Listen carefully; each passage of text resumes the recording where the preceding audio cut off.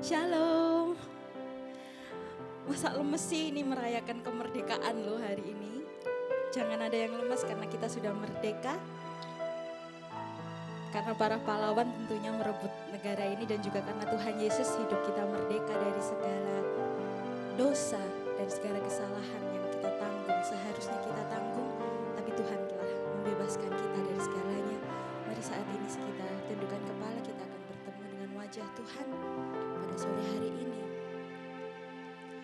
Tuhan, kembali kami datang ke hadirat-Mu dengan penuh syukur, membawa segala kehidupan kami Tuhan ke dalam tahta-Mu yang kudus. Kami tahu perlindungan-Mu tidak pernah berakhir dalam kehidupan kami, dan kami percaya bahwa penyertaan-Mu akan selalu ada dalam kehidupan kami.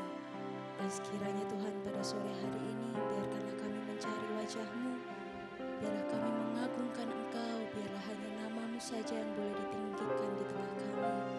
Kau kuduskan ruangan tempat ini, Kau kuduskan hati kami. Kami memohon pengampunan-Mu turun atas kami sekiranya kami melakukan dosa maupun kesalahan yang kami sadari maupun tidak sadari. Berkenanlah Engkau untuk memulihkan kehidupan kami, berkenanlah Engkau untuk mengubahkan kehidupan kami. Terima kasih Bapa, terima kasih, biarlah segala pujian, segala syukur, dan segala hormat kami panjatkan hanya di dalam nama Tuhan Yesus Kristus. Haleluya. Amin.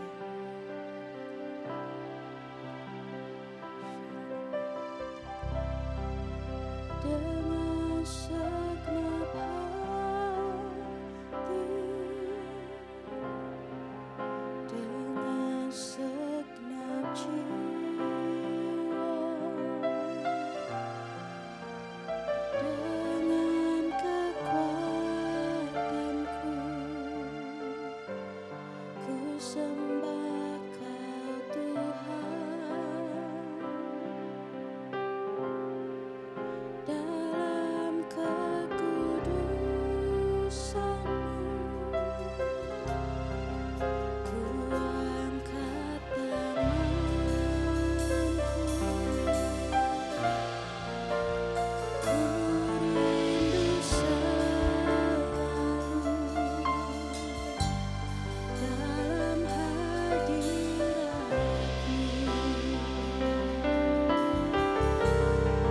Sebab Engkau yang kudus, Anak Domba Allah,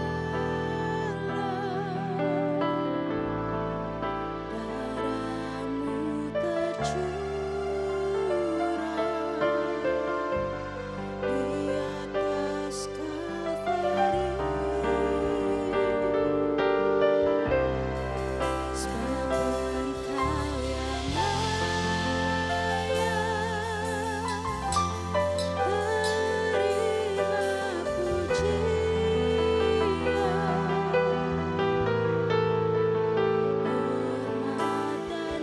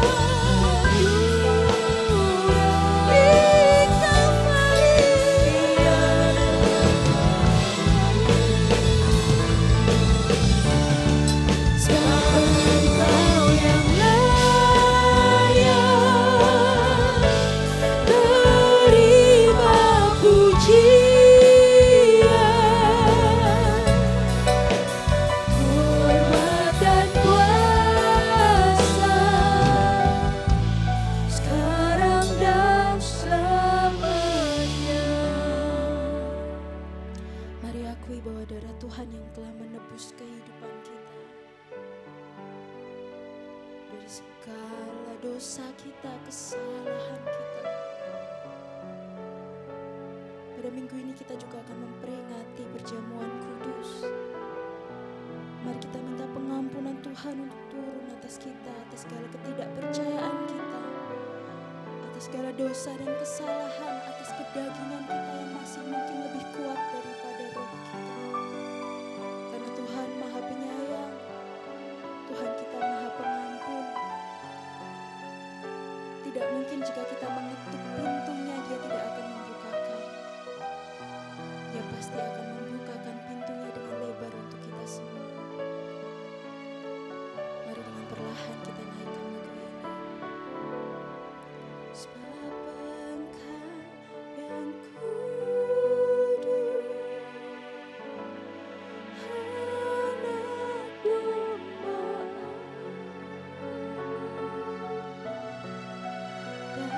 darah-Mu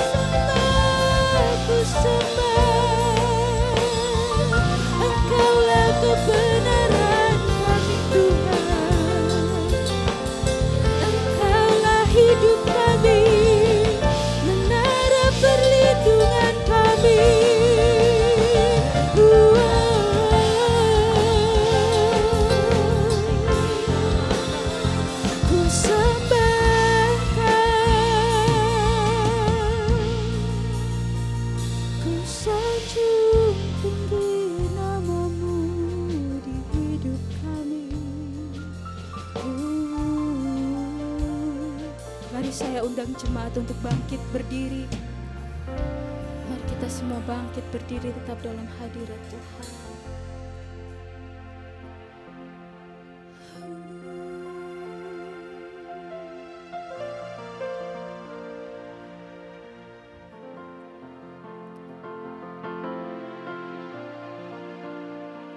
Segala pujian dan syukur bagimu, Allah yang mulia, kuduslah namamu. Kaulah yang awal, yang akhir dari segalanya. Yesus, kaulah pujian bagimu. Segala pujian, naikkan suaramu, kita agungkan Tuhan. Kuduslah namamu, Kaulah yang awal, yang akhir dari segalanya. Yesus, kaulah pujian bagiku. Pujian dan syukur bagimu,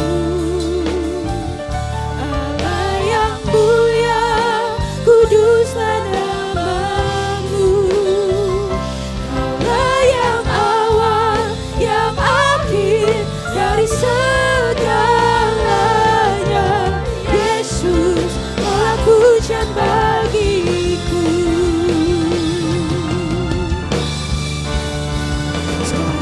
Pujian dan syukur bagimu, Allah yang mulia, kuduslah namamu. Kaulah yang awal, yang akhir dari segalanya. Yesus, kaulah pujian bagiku. Segala pujian dan syukur bagimu. Nyatakan, Allah yang mulia, kuduslah namamu. Kaulah yang awal, yang akhir dari segalanya. Yesus, kaulah pujian bagiku. Segala pujian dan syukur bagimu, Allah yang mulia, kuduslah namamu. Kaulah yang awal, yang akhir dari segalanya. Yesus, kaulah pujian bagiku. Once more, sekali lagi. Pujian dan syukur bagimu, Allah yang mulia, kuduslah namamu. Kaulah yang awal, yang akhir dari segalanya. Yesus, kaulah pujian bagiku. Kaulah yang awal, yang akhir dari segalanya.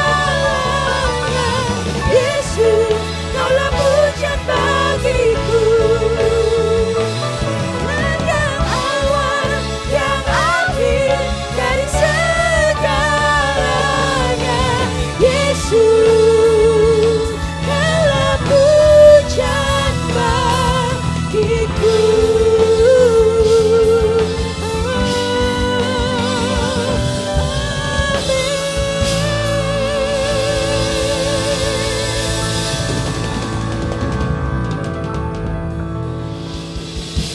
Ya Tuhan, biarlah seperti lagu ini Tuhan. Kami percaya bahwa Engkau adalah Alfa dan Omega, Engkau adalah awal dan yang terakhir. Engkau yang menciptakan hidup kami dan Engkau yang akan mengakhiri pertandingan hidup kami dengan baik. Dan sekiranya kami menyerahkan kehidupan kami sekali lagi ke dalam tangan-Mu. Dan kami siapkan hati kami untuk bersorak, untuk memuji Engkau lebih lagi. Yang siap katakan sama-sama semuanya. Amin. Yang lebih keras lagi. Amin. Shalom semuanya. Selamat datang yang baru. senyuman enggak? Kasih senyuman yang terindah pada hari ini. Percaya bahwa Tuhan yang akan membuat hidup kita penuh dengan kegirangan.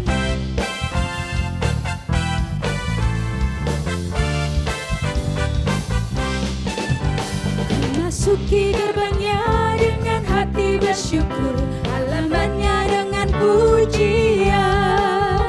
Kataku hari ini harinya Tuhan, ku bersuka sebab Dia kirangkanku.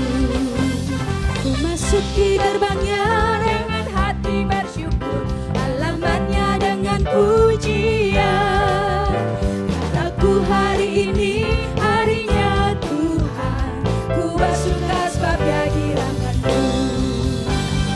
Dia kirangkanku, oh Dia kirangkanku, ku bersuka sebab Dia kirangkanku.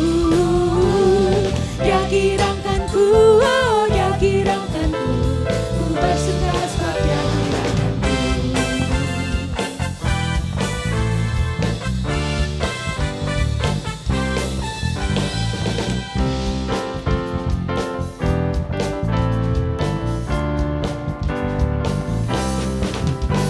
Masuki gerbangnya dengan hati bersyukur, halamannya dengan pujian. Kataku hari ini harinya Tuhan, ku bersuka sebab Dia kirangkanku. Katakan ku masuki gerbangnya dengan hati bersyukur, halamannya dengan pujian. Kataku hari ini harinya Tuhan, ku bersuka sebab Dia kirangkanku. Dia kirangkanku, oh Dia kirangkanku, ku bersuka sebab Dia kirangkanku. Oh, Dia kirangkanku, oh Dia kirangkanku, ku bersuka sebab Dia kirangkanku. Sama-sama lambaikan tangan. Dia kirangkanku, oh Dia kirangkanku, ku bersuka sebab Dia kirangkanku. Oh, Dia kirangkanku, oh Dia kirangkanku, ku bersuka sebab Dia kirangkanku. Ku bersuka sebab Dia kirangkanku. Ku bersuka sebab Dia kirangkanku.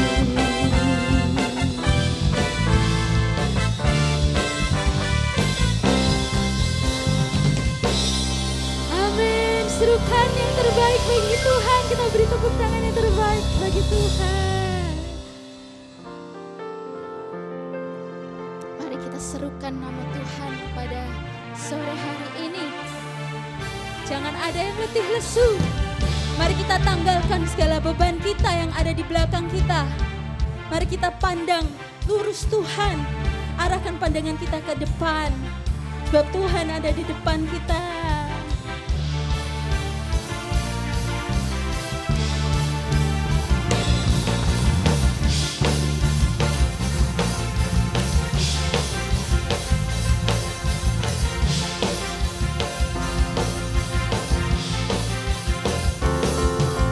Bangkit, serukan nama Yesus.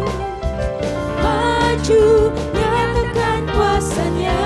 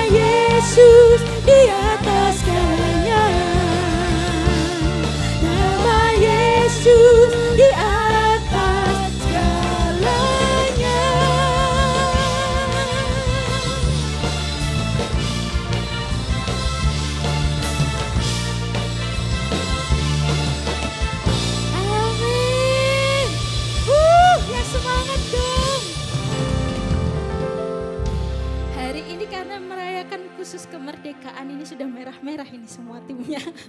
Mari kita sorakkan merdeka yang keras 3 kali.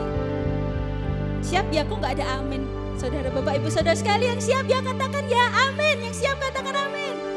Yang siap katakan amin. Merdeka 3 kali yang paling keras. Siap ya? Oke. Ditepuk nanti sebelahnya kalau kurang keras. Kamu kok gak keras toh? Nanti tepuk sebelahnya kalau gak keras. Siap ya? 1, 2, 3. Merdeka! Merdeka! Merdeka! Amin. Kita semua lebih dari pemenang ya. Percaya bahwa kita semua lebih dari pemenang. Oleh Kristus kita lebih dari pemenang.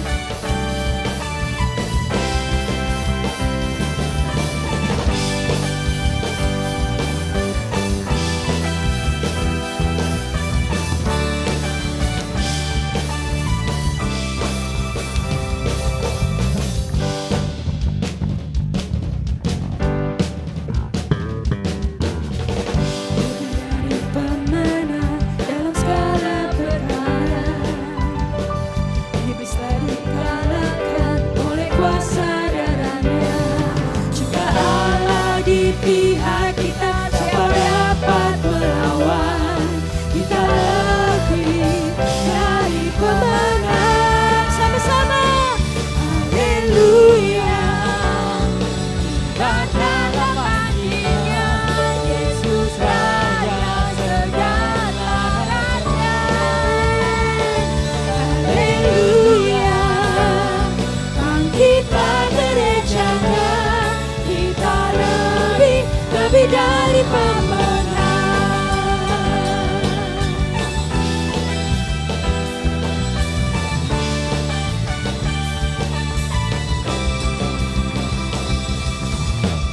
Lebih dari pemenang dalam segala perkara. Iblis telah dikalahkan oleh kuasa darahnya. Jika Allah di pihak kita, siapa dapat melawan? Kita lebih dari pemenang. Haleluya, kibarkanlah bangkitnya Yesus Raja segala raja. Haleluya, bangkitlah gerejanya, kita lebih dari pemenang. Sama-sama haleluya, jemaat come on. Kibarkanlah panggilnya Yesus Nyatakan bahwa kemenangan kita ada di dalam Tuhan. Raja. Amin. Haleluya, bangkitlah gerejanya, kita lebih dari pemenang. Haleluya, kibarkanlah panjinya Yesus Raja segala raja. Haleluya, bangkitlah gerejanya, kita lebih dari pemenang. Katakan saya lebih. Katakan kamu lebih. Tunjuk kanan kiri, katakan kamu lebih dari pemenang.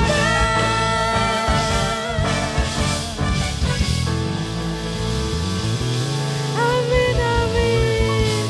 Silakan duduk kembali.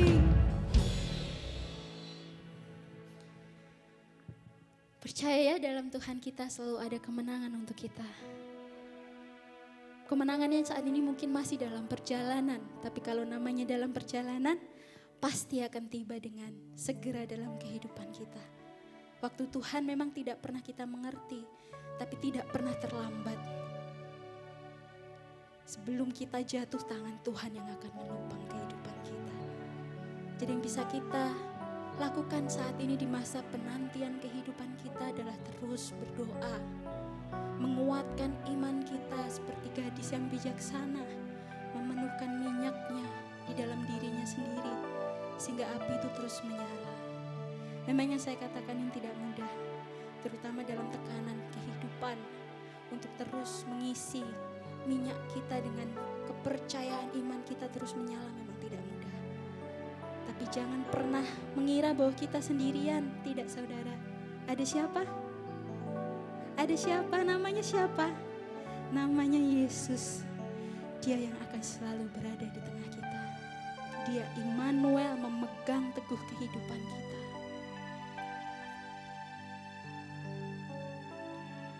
Oh Tuhan, kami percaya pada janji-Mu.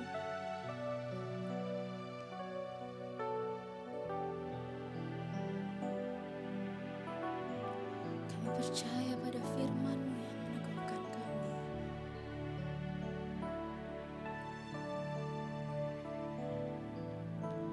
Kau alasan di dalam hidupku untuk berserah penuh kepadamu.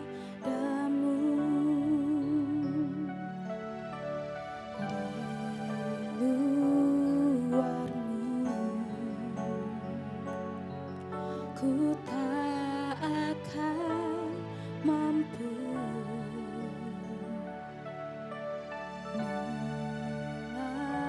melakukan semua kehendak-Mu. Yesus penolongku, ku cari wajah-Mu.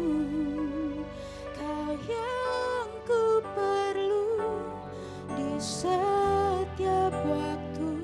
Tiada ku takut, sebab Kau besertaku. Karena Kau Tuhan di atas segalanya. Yesus penolongku, ku cari wajah-Mu. Kau yang ku perlu di setiap waktu. Tiada ku takut, sebab Kau besertaku. Karena Kau Tuhan di atas segalanya.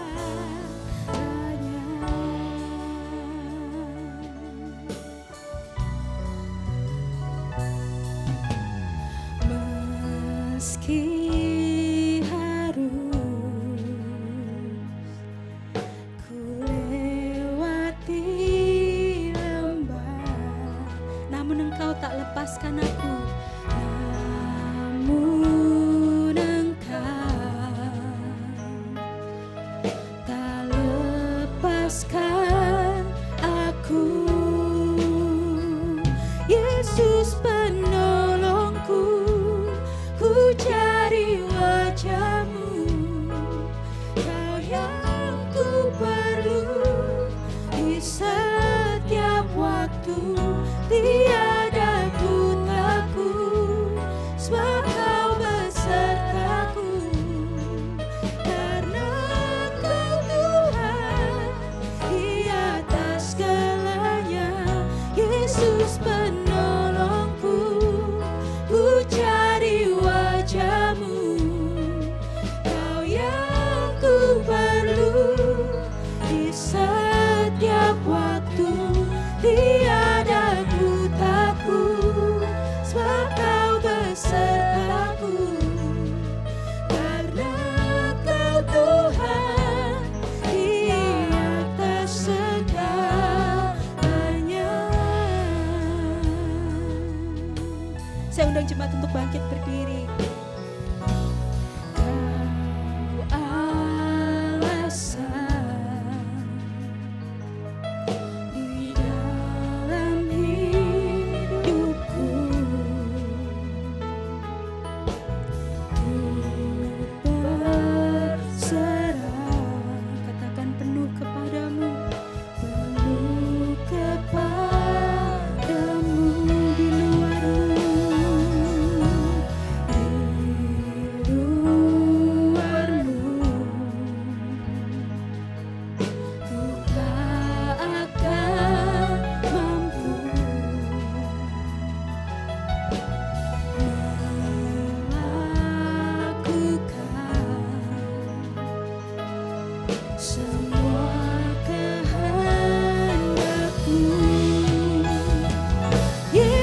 penolongku, ku cari wajah-Mu.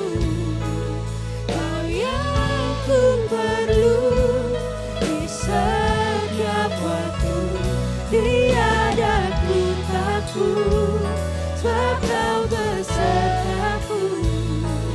Karena Kau Tuhan di atas segalanya, Yesus penolongku, ku cari wajah-Mu. Kau yang ku perlu di setiap waktu. Tiada ku takut, sebab Kau besertaku. Karena Kau Tuhan di atas segalanya. Mari kita hayati lagu ini. Lagu ini liriknya sangat bagus. Dia mengakui adanya masalah dalam kehidupan kita, tapi dia juga mengakui kebesaran Tuhan dalam kehidupan kita. Jadi ketakutan memang tetap ada, tapi ada Tuhan juga yang lebih besar dari segala sesuatu. Mari kita sama-sama belajar lirik lagu ini. Mari kita sama-sama belajar lagu baru ini. Kita hayati lirik demi lirik. Yesus penolongku, ku cari wajah-Mu. Kau yang ku perlu di setiap waktu. Tiada ku takut, sebab Kau besertaku. Karena Kau Tuhan di atas segalanya, Yesus penolongku, ku cari wajah. Kau yang ku perlu di setiap waktu. Tiada ku takut, sebab Kau besertaku. Karena Kau Tuhan di atas segalanya, Yesus penolongku, ku cari wajah-Mu. Kau yang ku perlu di setiap waktu.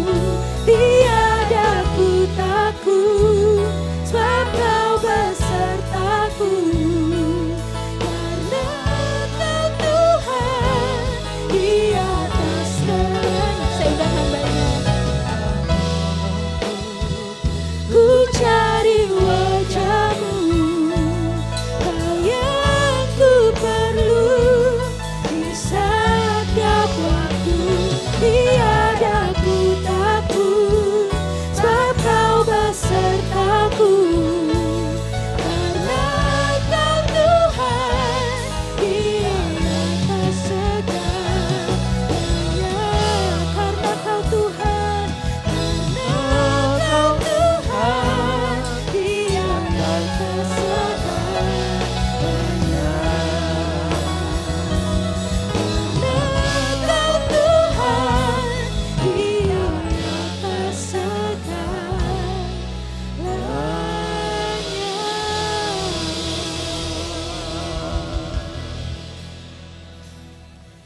Sidang jemaat dipersilakan duduk kembali. Mari kita sehati sepikir sepakat dalam doa.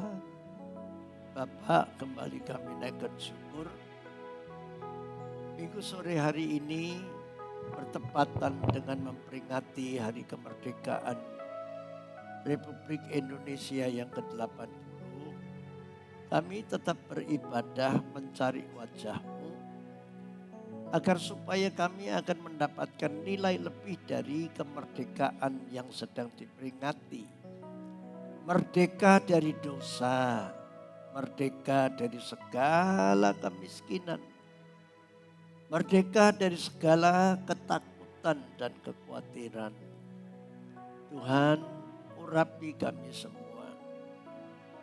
Nyatakanlah kuasa-Mu lewat pemberitaan firman-Mu sore hari ini, agar supaya setiap umat-Mu yang hadir akan dikuatkan kembali, sehingga mereka tidak akan merasa tertinggal, terkucil, bahkan mereka semua adalah ciptaanmu yang mulia, yang amat sangat berharga, sehingga engkau tidak pernah putus asa untuk terus berkarya, menyelamatkan setiap kami, menolong kami. Oleh karena itu, apabila ada segala kuasa roh jahat yang ingin mengganggu dan menghalang-halangi berkat ibadah sore hari ini, kami sehati menolaknya di dalam nama Tuhan Yesus Kristus. Roh Kudus sajalah yang berdaulat menguasai hati dan pikiran kami. Dan biarlah damai sejahtera, sukacita akan melimpah di dalam setiap hati dan pikiran umat-Mu. Dalam nama Tuhan Yesus Kristus. Mari yang percaya sama-sama katakan amin. Amin. Shalom. Salam damai sejahtera dan sukacita untuk kita semua. Nah saudara yang dikasihi oleh Tuhan, hari ini kita sedang memperingati hari kemerdekaan yang ke-80 bagi negara Republik Indonesia. Maka tentunya di kampung-kampung, di desa-desa, kota-kota seluruh Indonesia mengadakan berbagai macam atraksi atau hiburan, perayaan dengan semangat dan bergembira. Nah bagaimana kita sebagai orang percaya yang termasuk ada di dalam bagian dari suatu bangsa yang disebut telah merdeka, dan setiap kita mempunyai tanggung jawab untuk mempertahankan serta memelihara kemerdekaan tersebut. Saya ulangi lagi. Kita sebagai orang percaya termasuk ada dalam bagian di dalam dari suatu bangsa yang disebut telah merdeka, dan setiap kita mempunyai tanggung jawab untuk mempertahankan kemerdekaan tersebut serta memeliharanya. Bahkan lebih dalam lagi, kita juga telah dimerdekakan dari dosa. Oleh karena itu mari untuk mendasari kebenaran firman Tuhan ini, mari kita membuka Alkitab kita di dalam 1 Petrus pasal 2 ayatnya yang ke-16. 1 Petrus pasal 2 ayatnya yang ke-16. Kita akan berangkat dari nats ini, lalu kita kembangkan apa maksud Tuhan agar supaya kita tidak terjebak di dalam sebuah ritual ya agama untuk memperingati akan kemerdekaan tahun demi tahun, namun kita tidak memperoleh kontribusi ataupun manfaat yang signifikan. 1 Petrus pasal 2 ayat yang ke-16. Mari kita baca sama-sama. Yang sudah siap katakan ya. 2, 3. Hiduplah sebagai orang merdeka. Dan bukan seperti mereka yang menyalahgunakan kemerdekaan itu untuk menyelubungi kejahatan mereka. Tetapi hiduplah sebagai hamba Allah. Amin. Amin.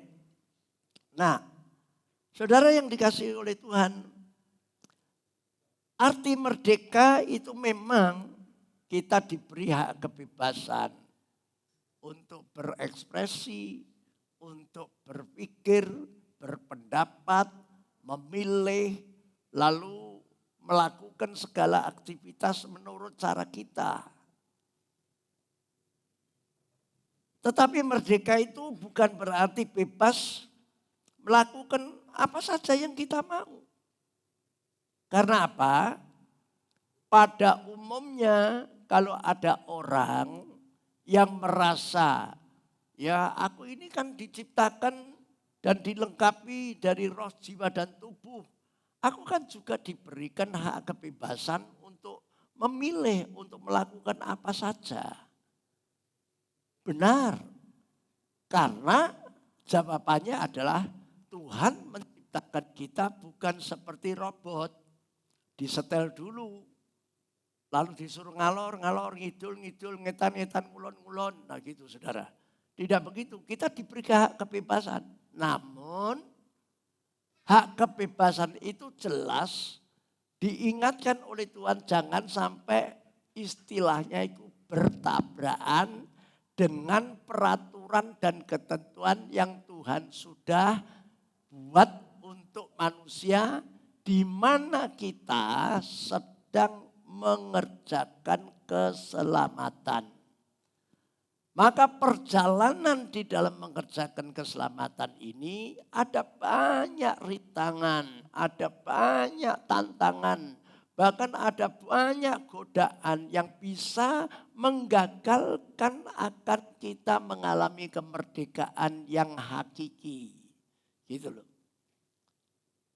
Ya. Maka kalau kita ya memang ya istilahnya kalau ngotot, kalau tegar tengkuk istilah Alkitab. Seperti yang dilakukan oleh bangsa Israel. Yang jelas ketika bangsa Israel itu mulai biasanya begini. Kalau soro nurut. Nanti kalau sudah mulai ada kemajuan.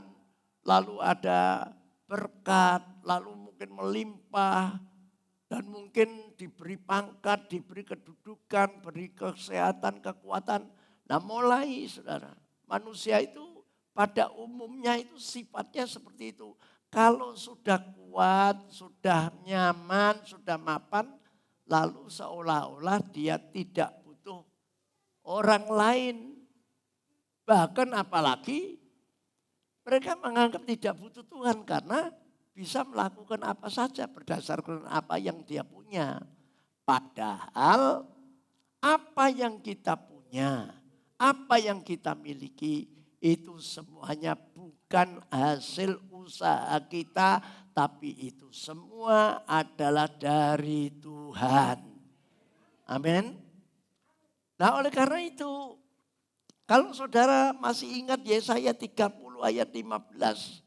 Itu jelas Tuhan sudah ingatkan, kalau harus gini maka itu kamu pasti akan diselamatkan. Kamu harus gini maka baiklah keadaanmu.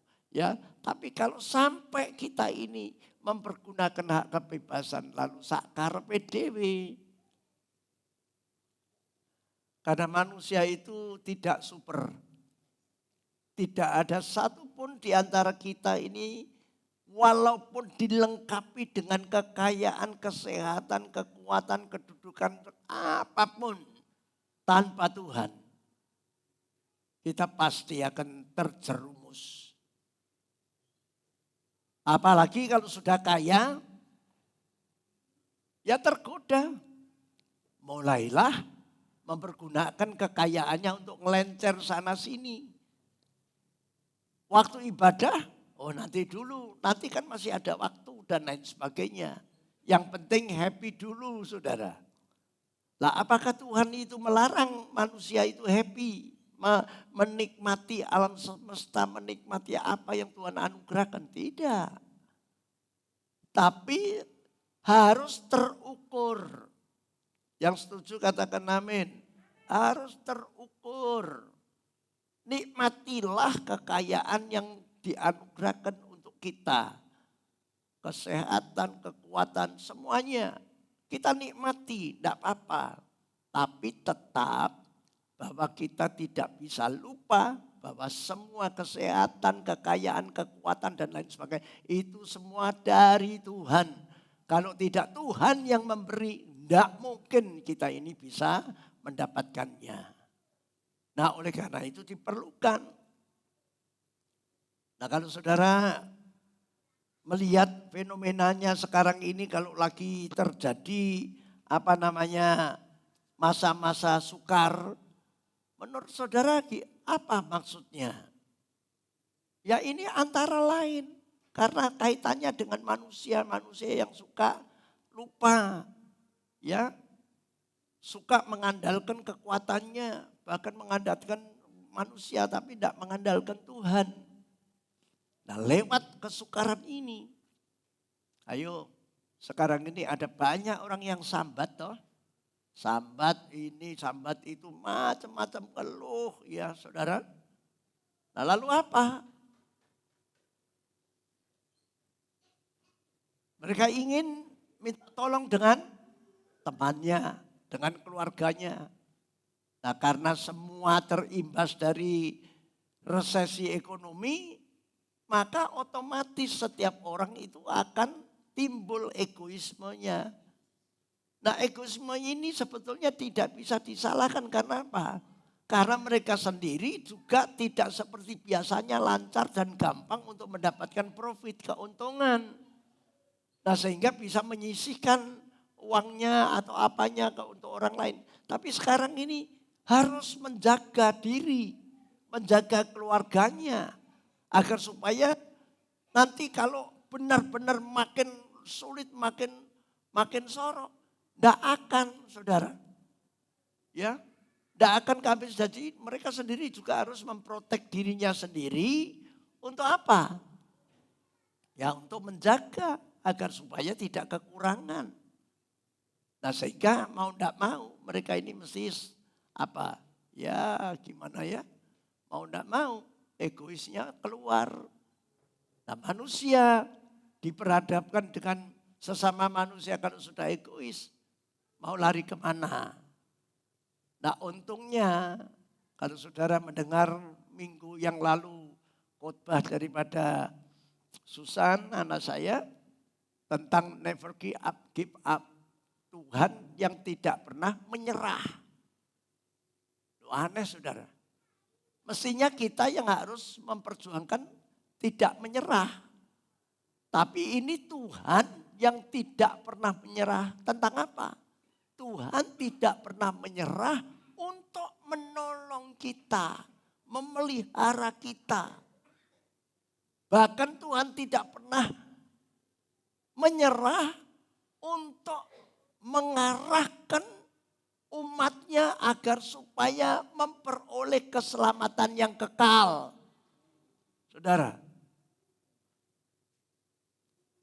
maka mau tidak mau setiap kita perlu Tuhan. Ya, tidak bisa. Maka kembali, bahwa merdeka itu bukan berarti bebas melakukan apa saja yang kita mau. Nah, apalagi menyalahgunakan arti kemerdekaan untuk menutupi. Tadi kan untuk menyelubungi. Menyelubungi itu artinya untuk menutupi kejahatan-kejahatan mereka. Nah Tuhan bilang tetapi hiduplah sebagai hamba Allah. Apa artinya? Kita disuruh hiduplah sebagai hamba Allah. Kita disuruh tetap hidup untuk mentaati kepada Tuhan kita yang mempunyai segalanya. Mentaati dan menghormati Tuhan kita yang sudah mengaruniakan kepada saudara dan saya. Karunia iman, karunia ini, karunia itu. Semuanya itu dari Tuhan. Kita disuruh mentaati. Jangan menyalahgunakan. Oleh karena itu di antara kita jangan ada satu di antara yang lain yang merasa, oh negano aku gak iso. Oh gak iso ini. Aku sing paling benar, aku sing paling pinter. Tidak ada. Tidak ada. Nah saudara yang dikasihi Tuhan. Mari kita perlu belajar melalui terang firman Tuhan ini. Agar supaya kita ini bisa tetap mendapatkan saluran berkat dari Tuhan Jadi apa yang harus kita perbuat? Ini sangat penting. Kalau kita sudah menempatkan diri kita sebagai hamba, maka kita pasti tahu zaman perjanjian lama.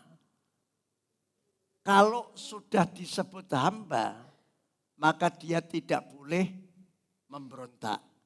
Tidak boleh tidak mentaati apa perintah tuannya.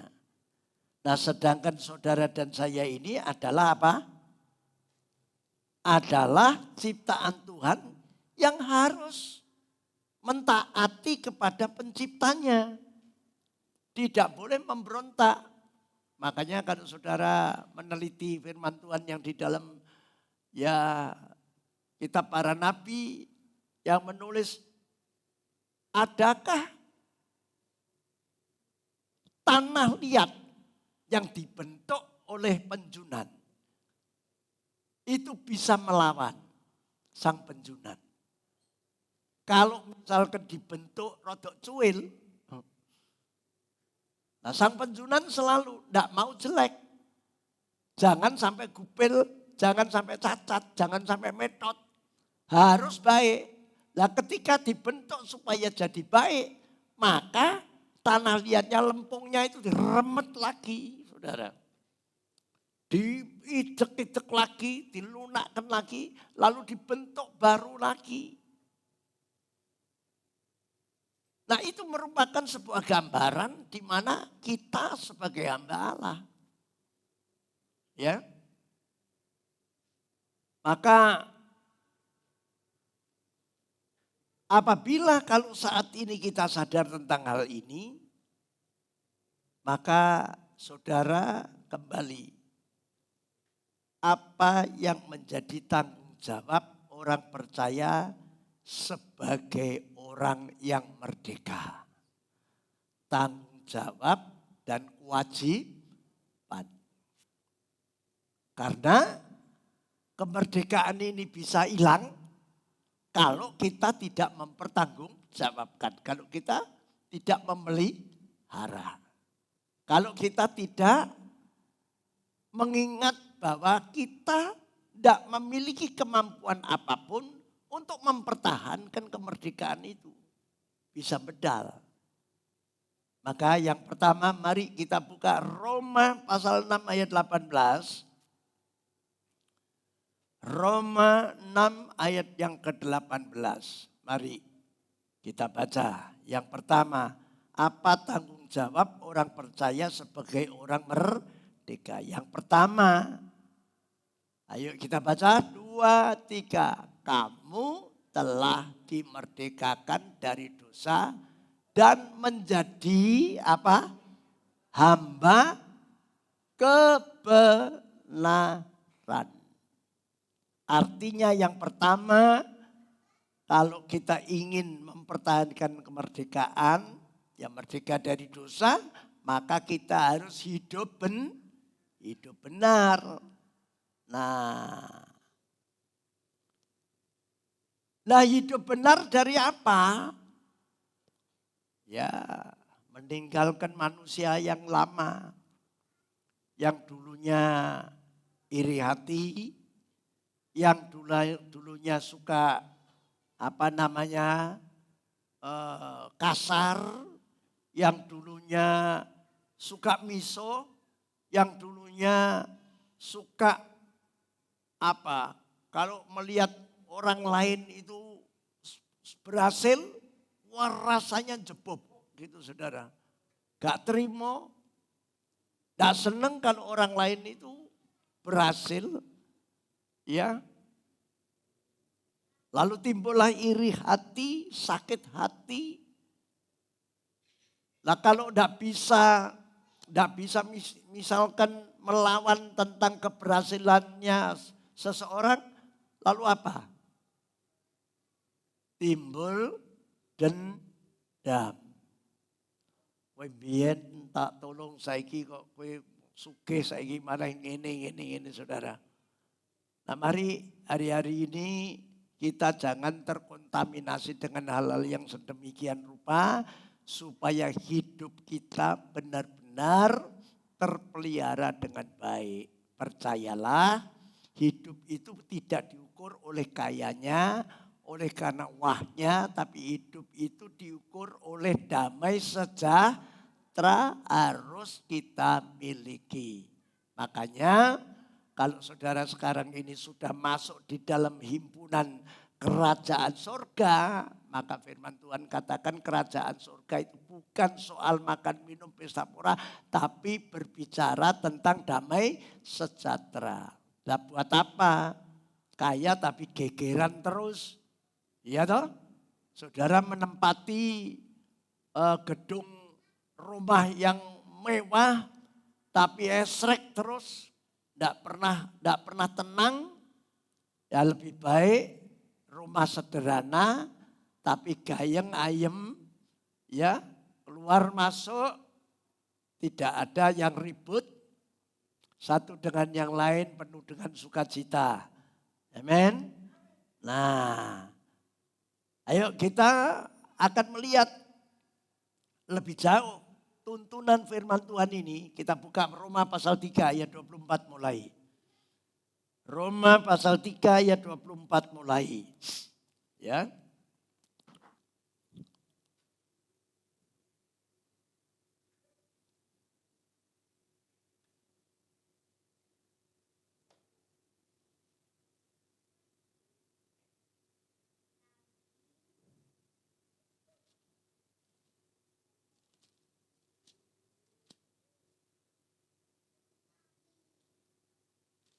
Mari kita baca 2, 3. Dan oleh kasih karunia telah dibenarkan dengan cuma-cuma. Karena apa? Penebusan dalam Kristus Yesus. Jadi saudara ini bisa benar bukan karena usaha kita. Jelas kita diberikan dengan cuma-cuma. Karena apa? Lewat karya salib. Yesus sang raja di atas segala raja itu menyerahkan nyawanya untuk menebus saudara dan saya.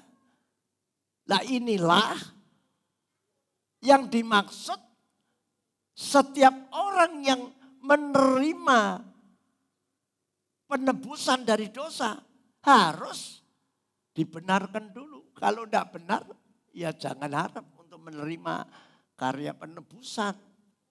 Itu saudara maksudnya. Ya. Lalu apakah ini karpe sopo? Pengertian ini loh.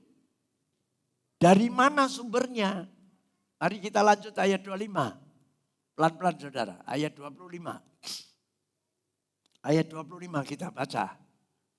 2, 3. Kristus Yesus telah, iya, siapa yang menentukan? Allah Bapa. Ini menunjuk Yesus sebagai anak telah ditentukan oleh Allah Bapa menjadi jalan pendamaian karena iman. Karena iman. Nah saudara hadir di sini bukan berarti tidak pakai akal. Tapi harus lebih lagi mendalam mempergunakan iman. Karena nanti saudara akan dipertemukan dengan ya yang iman ini seringkali bertentangan dengan kenyataan. Satu contoh, saudara nanti akan melakukan satu tindakan iman. Ya, melakukan tindakan iman, Anda memberikan persembahan. Itu contoh yang paling gampang. Iya kan? Nah ketika Anda melepaskan uang untuk mempersembahkan ke ya apa uang kolektor lah atau nanti ada tatangan lah. Uang saudara tadi dari rumah bawa berapa? Misalkan 50.000 Lalu saudara kasih 10.000 atau 5.000. Kalau enggak, loh ya, piye toh? Uang Anda 50.000 lalu untuk kolektor 10.000, untuk tatangan 10.000, nanti pulangnya tinggal berapa? Nah, kan kalong. Tapi firman Tuhan menyatakan gini, berbahagialah orang yang memberi daripada yang menerima. Nah inilah yang saya maksudkan, tindakan iman itu seringkali bertabrakan dengan logika. Tapi bukan berarti logika yang kita pakai itu nanti akan merugikan tindakan-tindakan kita. Berdasarkan iman itu tadi. Itu loh. Paham ya? Dan percayalah, saya yakin setiap orang pasti memperoleh banyak kesaksian di dalam mempraktekkan firman Tuhan.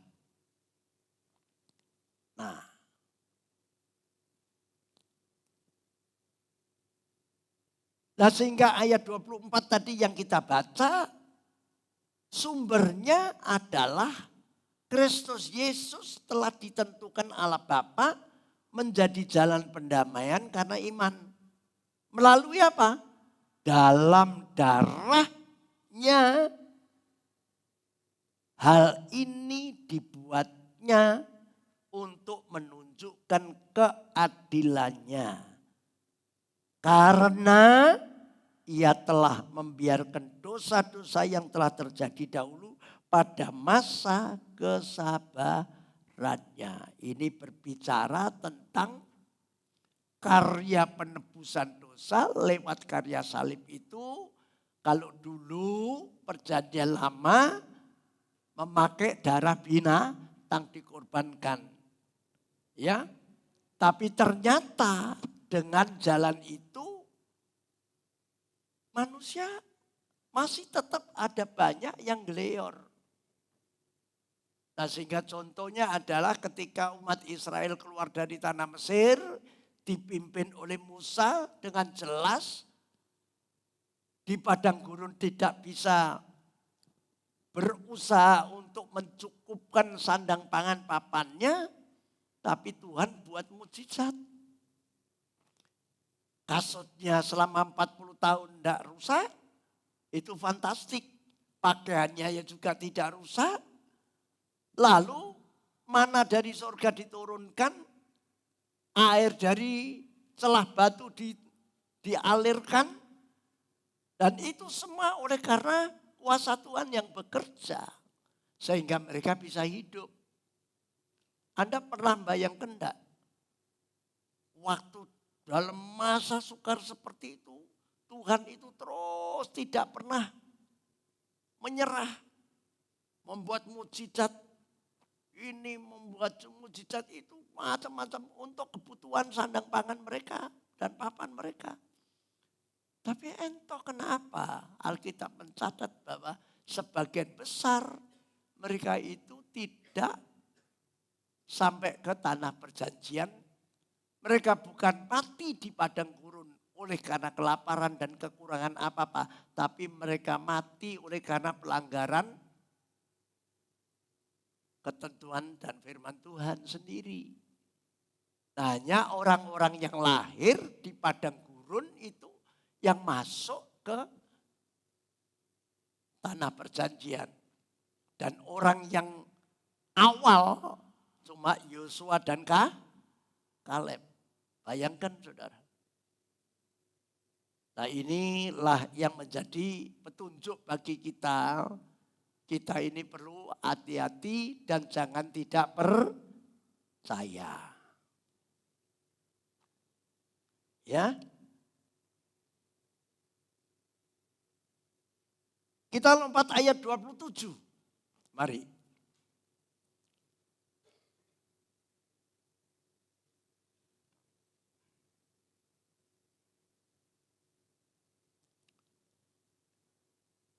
Mari kita baca. Jika demikian, apakah dasarnya untuk bermegah? Tidak ada. Berdasarkan apa? berdasarkan perbuatan? Tidak. Melainkan berdasarkan, luar biasa saudara. Kata-kata awal jika demikian nek ngono. Itu mengacu dari ayat 24, 25, 26 ini tadi. Jadi artinya kita ini benar, dibenarkan bukan hasil usaha kita. Jadi jangan ada di antara kita yang menyombongkan diri kalau ini aku bisa. Nah kembali lagi saya ingin ingatkan gini. Kalau saudara diberi porsi untuk bisa menolong hal uang misalkan. Hal memberi makan, hal memberi tumpangan. Nanti kalau pulang ada teman yang ini lalu ditolong, ayo jalan aja tak terno gitu. Ya, dan lain sebagainya. Pokoknya sifatnya Anda punya kelebihan untuk menolong orang yang sedang kekurangan. Itu bukan berarti bahwa kita ini melebihi dia yang kekurangan. Tapi firman Tuhan katakan supaya terjadi keseimbangan. Karena apa? Karena pengertiannya begini. Satu ketika, satu saat kita yang bisa memberikan, menolong orang. Satu saat kita pun juga butuh pertolongan dari orang lain.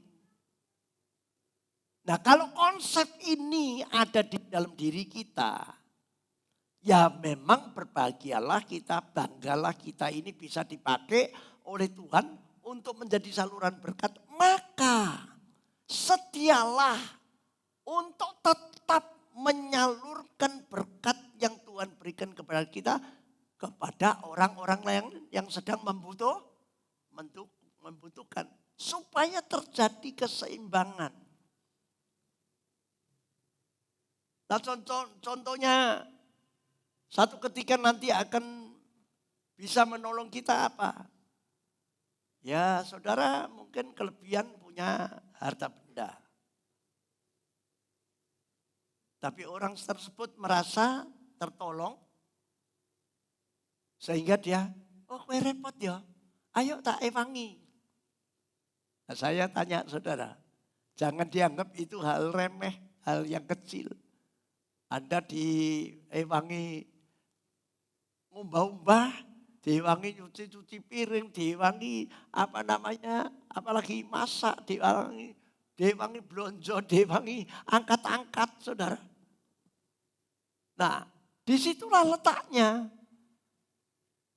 Setiap orang tidak ada satupun yang boleh membanggakan diri untuk apa?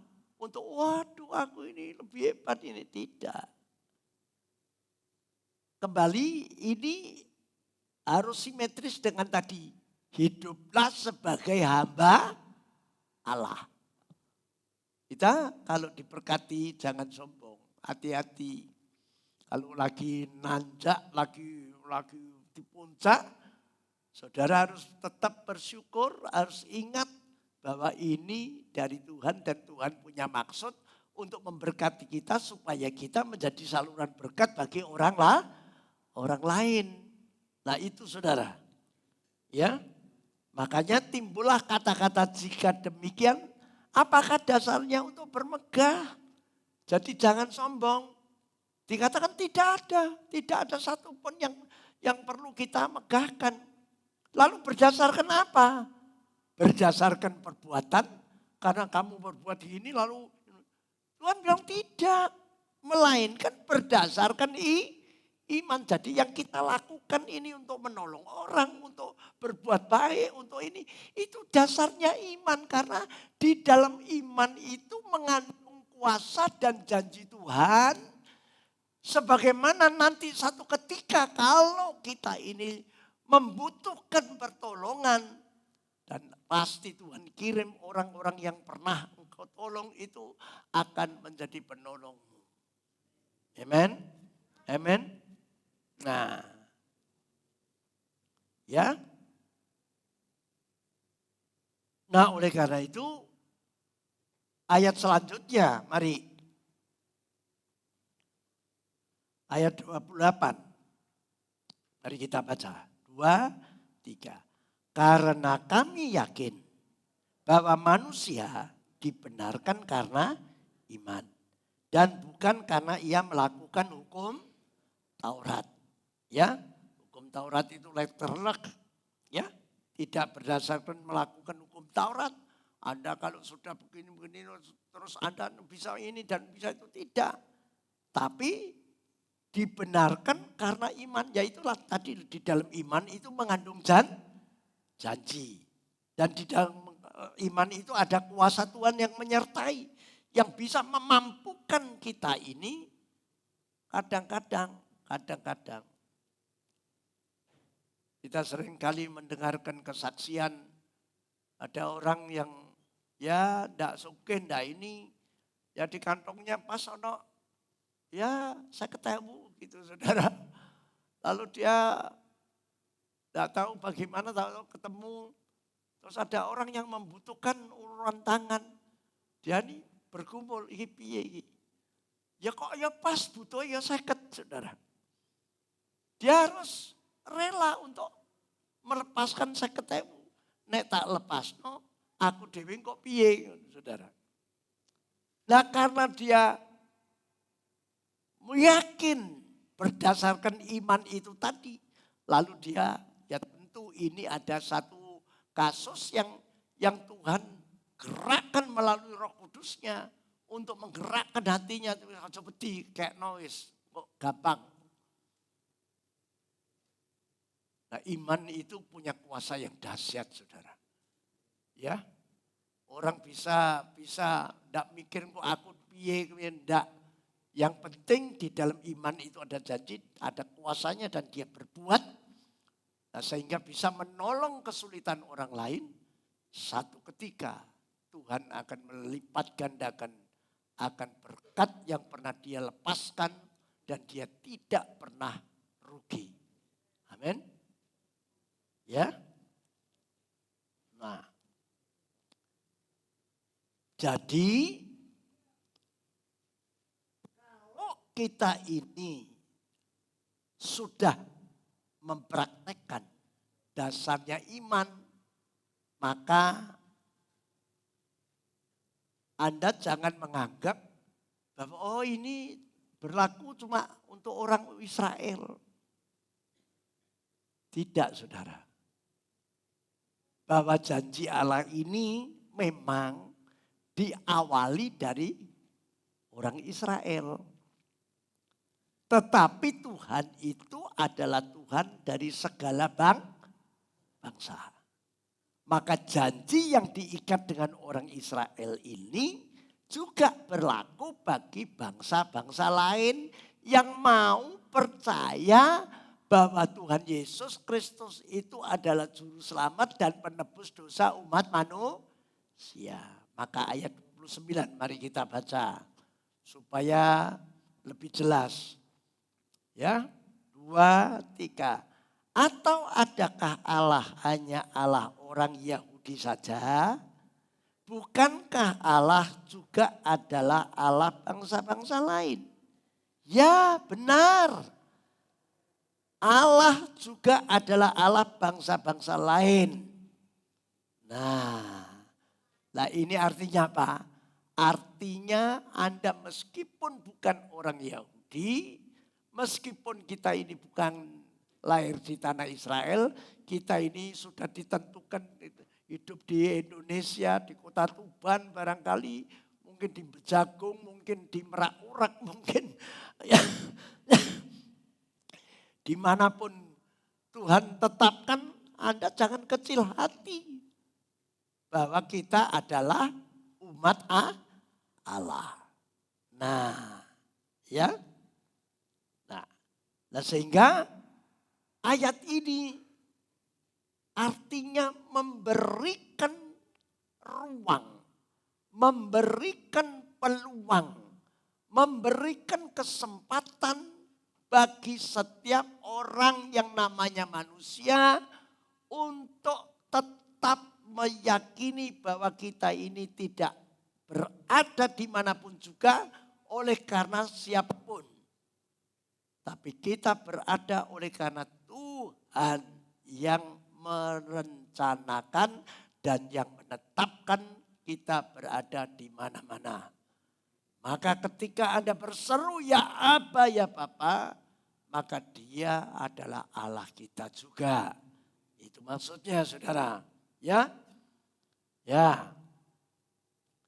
Nah.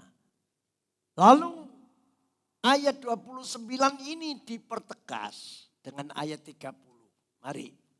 Dan diawali dengan kata artinya. Nah. Kalau ada satu Allah yang akan membenarkan baik orang-orang bersunat karena iman maupun orang tak bersunat juga karena iman. Nah ini berbicara tentang tadi yang di ayat 28 tentang melakukan dan bukan karena ia melakukan hukum Taurat. Kalau hukum Taurat itu harus wajib setiap laki-laki mulai umur 8 seperti Yesus itu lahir juga umur 8 langsung disunat. Kalau udah disunat maka perjanjian lama menyatakan bahwa dia adalah orang kafir. Nah karena perjanjian lama hukum Taurat itu merupakan bayangan daripada keselamatan itu sendiri, maka kita tidak boleh menerimanya secara letterleh, secara hurufiah. Coba saya akan mengajak saudara untuk meyakini tentang bahwa hukum Taurat ini merupakan bayangan daripada keselamatan.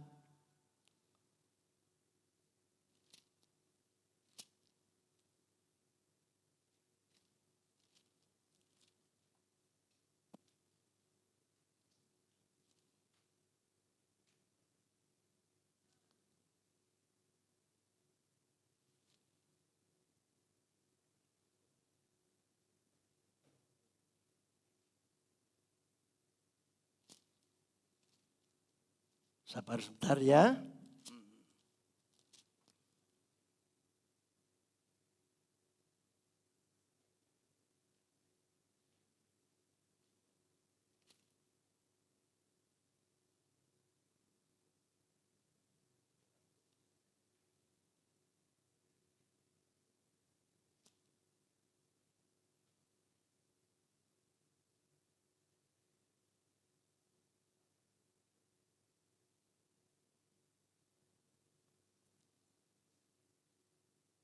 Ya, kita lihat 2 Korintus pasal 3 ayat yang ke-14.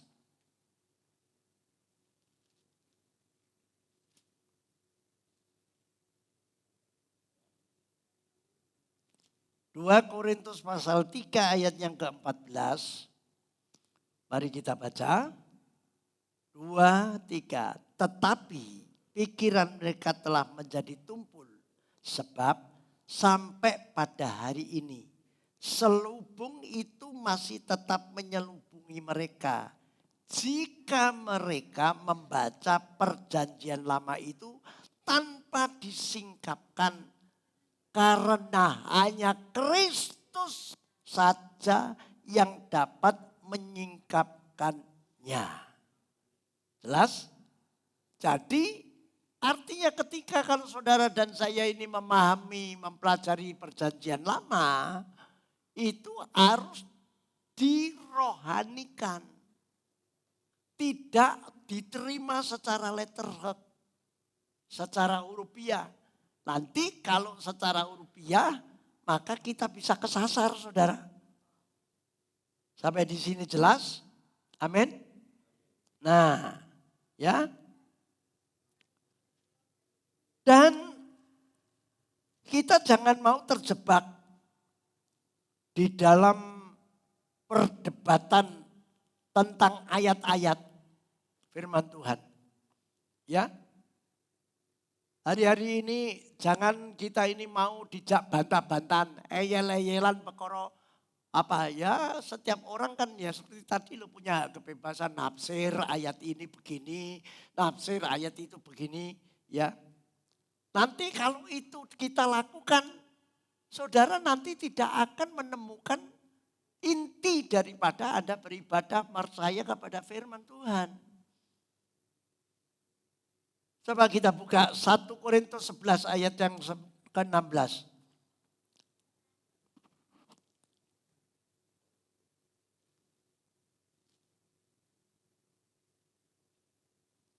1 Korintus 11 ayat yang ke-16.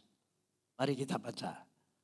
2, 3. Tetapi jika ada orang yang mau membantah, kami maupun jemaat Allah tidak mempunyai kebiasaan yang demikian.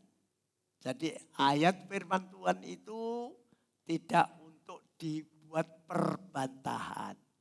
Makanya kalau nanti di FA, kalau saudara sedang mendapatkan makalah, lalu ayat-ayat firman Tuhan yang sudah Anda baca, yang Anda ngerti, Anda punya tafsir, Anda punya perkiraan begini begitu, tidak apa-apa, silahkan. Tapi Anda tidak perlu berbantah-bantah satu dengan yang lain.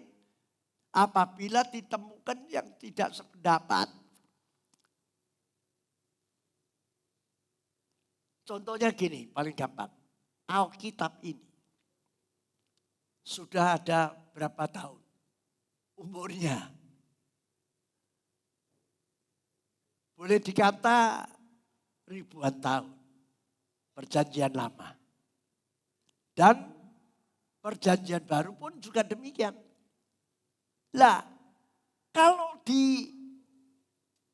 dihitung, lalu saudara baca, ya paling-paling 10 tahun lah. Anda bisa membaca seluruh isi daripada Alkitab perjanjian lama dan perjanjian baru. Saya anggap 10 tahun. Nah, sedangkan kita ini jadi Kristen sudah puluhan tahun, udah 50 tahun, 40 tahun. Kira-kira Anda bosan enggak? Kalau ini firman ini mati, huruf mati, ya sudah bosan seperti Anda baca komik Kopeng Ho itu. Ya. Anda akan bosan membaca cerita tentang wayang Mahabharata. Ya dong? Nah ini firman lain, ajaib. Firman Tuhan itu kekal. Langit dan bumi akan lenyap, tapi satu titik yota hukum Taurat itu tidak akan pernah lenyap. Amin. Dan luar biasa, tetap memiliki kuasa apabila kita ini beriman di dalamnya. Mempergunakan iman kita. Kita yakin ini suara Tuhan. Ini petunjuk Tuhan. Amen.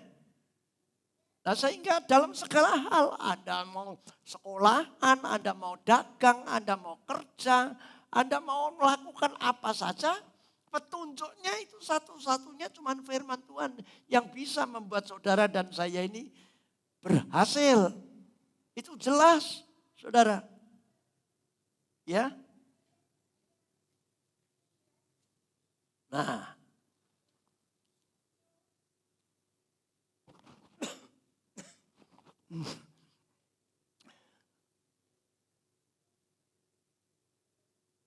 Coba kita kembali kepada ayat yang ke-31.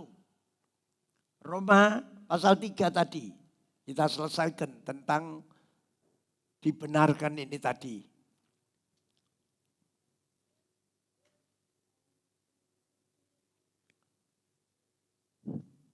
Mari kita baca. Jika demikian, adakah kami membatalkan hukum Taurat karena iman? Sama sekali tidak. Ya, sama sekali tidak. Tanda seru. Sebaliknya kami meneguhkannya. Amin. Jadi Yesus itu hadir masa transisi perjanjian lama dan perjanjian baru. Dan Yesus ini menyempurnakan perjanjian lama. Dan dibukakan singkap rahasianya seperti tadi. Hanya Kristus Yesus saja yang bisa menyingkapkan rahasianya. Oleh karena itu jangan heran kalau ada para pengkritik. Ya karena mereka tidak punya kitab perjanjian baru. Mereka cuma punya kitab perjanjian lama. Dan mereka tidak bisa menyingkapkan rahasia arti rohaninya perjanjian lama. Kecuali kalau mereka percaya Yesus. Nah percaya Yesus itu harus juga mengenal tentang kitab perjanjian baru. Nah, sampai di sini Anda akan ketemu permasalahannya gimana. Makanya jangan kaget kalau mereka pahamnya perjanjian lama, kalau udah disunat katanya kafir, tapi perjanjian baru menyatakan engkau tidak usah pusing tentang disunat atau tidak sunat. Tetapi yang terpenting adalah engkau adalah iman percayanya hanya kepada Tuhan Yesus Kristus. Amin. Amin. Udah. Artinya Anda sudah paham isi daripada perjanjian lama. Amin. Yang kedua, ayo cepat. Karena yang pertama ini yang paling panjang. Yang kedua, ketiga singkat saja. Yang kedua, apa tanggung jawab orang percaya sebagai orang merdeka? Yaitu hidup sebagai manusia baru. 2 Korintus 5 ayat 17. 2 Korintus 5 ayat 17. Ayo. Mari kita baca. 2, 3. Jadi siapa yang ada di dalam Kristus, ia adalah ciptaan baru. Yang lama sudah berlalu, sesungguhnya yang baru sudah datang. Nah, jadi siapa yang ada di dalam Kristus itu tidak lagi suka melakukan sifat-sifat lamanya. Sing ngamukan, sing gak sabaran, iri hati, dengki, ya, cangkem elek. Lalu apalagi macam-macam saudara. Ya, kalau ada orang sukses tidak seneng, ya, merasa tersaingi dan lain sebagainya. Nah di situ, lah kalau menjadi ciptaan yang baru itu sudah berubah, saudara. Berubah.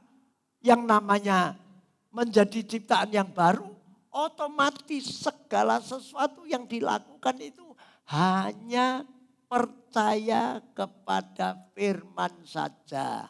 Dan firman Tuhan jelas menyatakan engkau harus tetap menjadi orang baik, berbuat baik. Lalu pertanyaannya, nanti saudara pasti tanya, aku guys, memang setiap orang tidak punya kemampuan sampai di situ. Tapi kalau Anda memiliki kesungguhan hati, Anda dekat kepada Tuhan, maka Tuhanlah yang akan menyediakan yang namanya buah roh. Anda yang prodang-prodong, Anda yang suka kesusu dan itunan, Anda akan diberi buah roh yang namanya kesabaran. Anda menghadapi orang yang suka omongannya jeplak, ya, yang suka menyakiti dan ini, Tapi kalau Anda tetap dekat kepada Tuhan, Anda akan diberi yang namanya buah roh lemah lembut. Anda tetap menanggapi itu dengan lemah lembut, tidak dengan kasar. Kasar dibalas kasar. Tidak, saudara. Ya, ibaratnya sana menebarkan api, Anda tetap menebarkan air sejuk. Api itu pasti padam, saudara ya. Api jangan dilawan dengan angin, dengan api, apalagi ya nambah murup, saudara.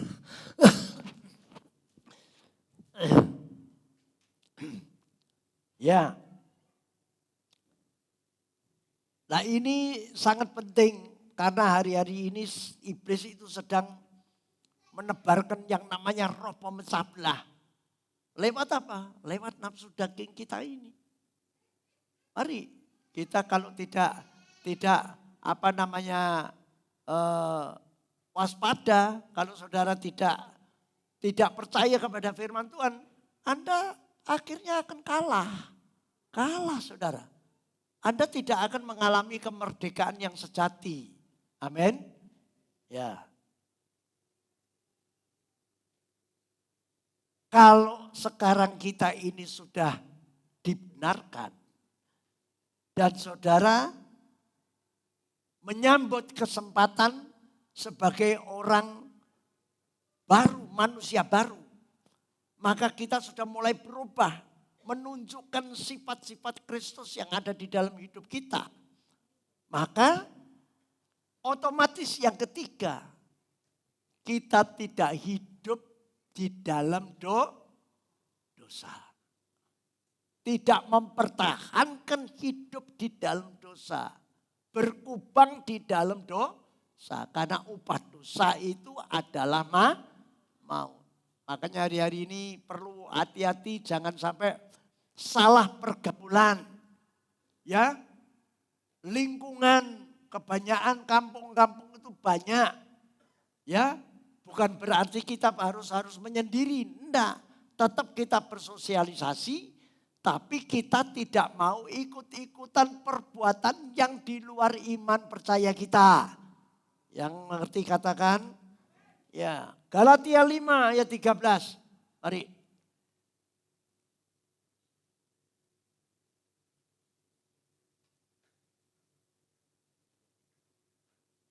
Galatia pasal 5 ayat yang ke-13. Mari kita baca. Galatia 5 ayat yang ke-13. Mari kita baca. 2, 3. Saudara-saudara, memang kamu telah dipanggil untuk merdeka. Tetapi janganlah kamu mempergunakan kemerdekaan itu sebagai kesempatan untuk kehidupan dalam dosa. Melainkan layanilah seorang akan yang lain oleh kasih. Saudara perhatikan. Jadi kalau tadi pernyataan Rasul Petrus, maka dikuatkan dan diteguhkan yang sinkron dengan satu roh dengan Paulus. Dia menyatakan kalau kita ini dipanggil untuk merdeka, ya saya lebih mantap begini, bukan sekedar dipanggil untuk merdeka. Kita disuruh menerima merdeka yang sudah ada, yang tersedia. Nah itu saudara. Nah ketika kita memperoleh kemerdekaan, jangan mempergunakan kemerdekaan itu sebagai kesempatan untuk kehidupan dalam dosa. Nah itu maksudnya. Melainkan layanilah berdasarkan yang dibenarkan, kita bebas dari dosa. Kita melayani seorang akan yang lain oleh kasih.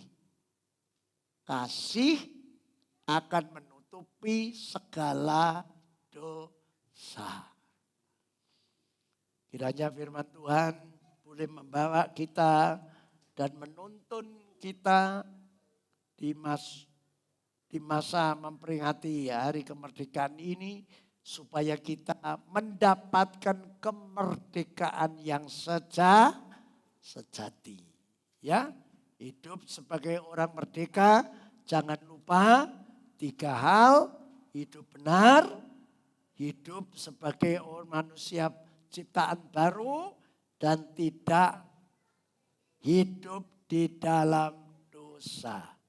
Tuhan memberkati firman-Nya.